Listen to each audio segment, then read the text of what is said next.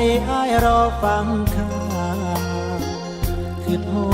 ดผู้สาวที่เคยเว้ากันปีก่อนว่าสิคืนนาทุกคราเมื่อยามปลาโคแต่พอเจ้าจรปลาโคบ่เห็นทำแทน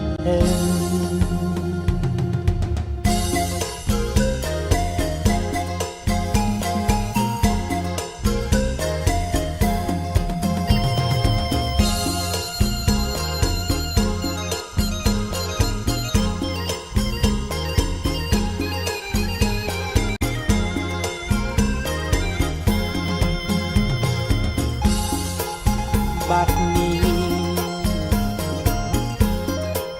ดนี้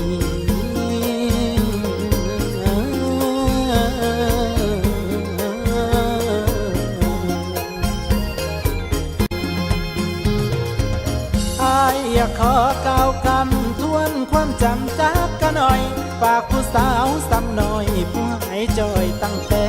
นานตั้งแต่เขาอยู่บ้านเบาคำหวานกับไอ้เบายามหัวลมพัดเจ้ากลางห่วงเข่ากองสะลอน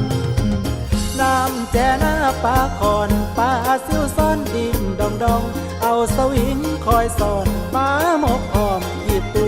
นาจำมกปลาสัญญาน้องว่าเฮาสองสิมันแก้มหากเป็นแฟนก็ไว้เมื่อใดพร้อมจังแต่งกัน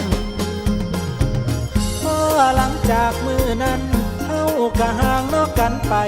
เหลือแต่สัญญาใจที่แสนให้หัวใจที่ซื้อบัดหลายเดือนหลายมือฟังเขาลือน้องเป็นทางสังคมเมืองเปลี่ยนร่างใจเคยตั้งก็เปลี่ยนตาม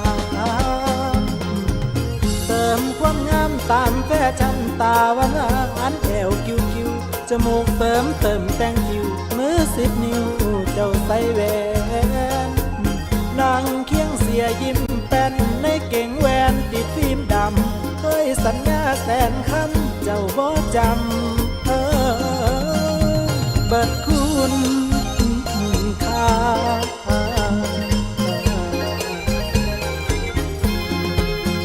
เขาพาเที่ยวคาราโอเกะลืมเพียงนาเซที่เฮาเคยเว้าวอนลมหนาวมาน้ำขอดหน้าปลาก่อนเดินแสงนีออนบอกหำฮอนหาเขาอายนั่งเหงาบนคันแท่นาคิวมองเห็นปลาซิวดินแดวแดดเผา